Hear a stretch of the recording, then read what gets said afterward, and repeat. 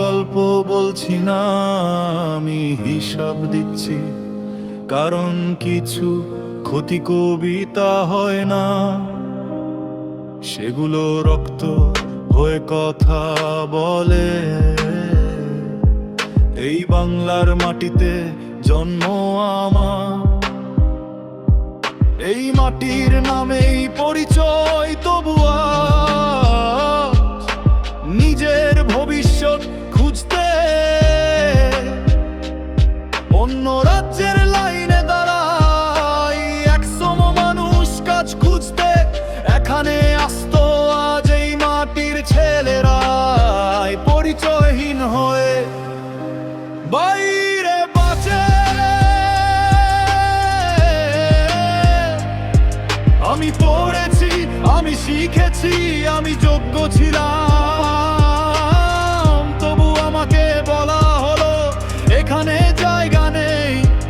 এই কথাটা একজন মানুষকে নয়, একটা প্রজন্মকে ধীরে ধীরে ভেঙে দেয়। আমি যখন বেরিয়ে আসি, কোনো শখে না, কোনো স্বপ্নে না, শুধু বাঁচার আর বাগিদে।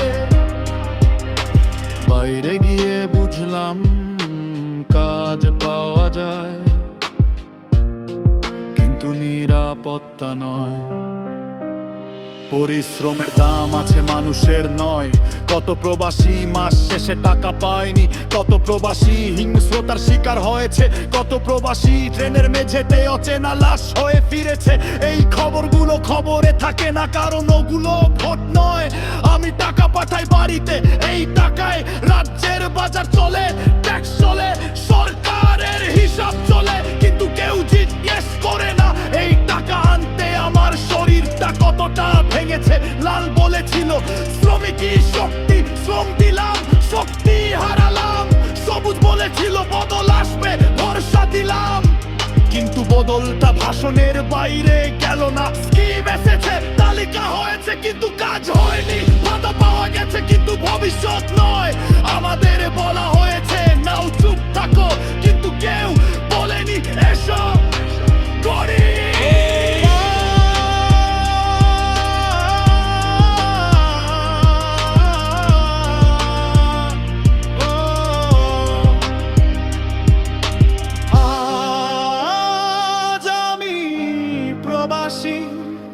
কারণ আমি প্রশ্ন করেছিলাম, আজ আমি দূরে, কারণ আমি নীরব থাকতে পারিনি। আর সবচেয়ে ভয়ঙ্কর প্রশ্নটা হলো, আর কটা বছর পর বাঙালি থাকবে কিনা শুধু স্মৃতি? যদি আজও আমরা প্রশ্ন না করি, তাহলে কাল আমাদের সন্তানেরা আমাদেরই দোষ দেবে। এই কালান অভিযোগ না, এই গান সতর্কতা। আজ যদি শুনতে কষ্ট হয়, কাল ইতিহাস আরো কঠিন হবে। আমি প্রবাসী, কিন্তু হার মানিনি। এই বাংলা যদি নিজের মানুষকে ফিরে ডাকতে শেখে।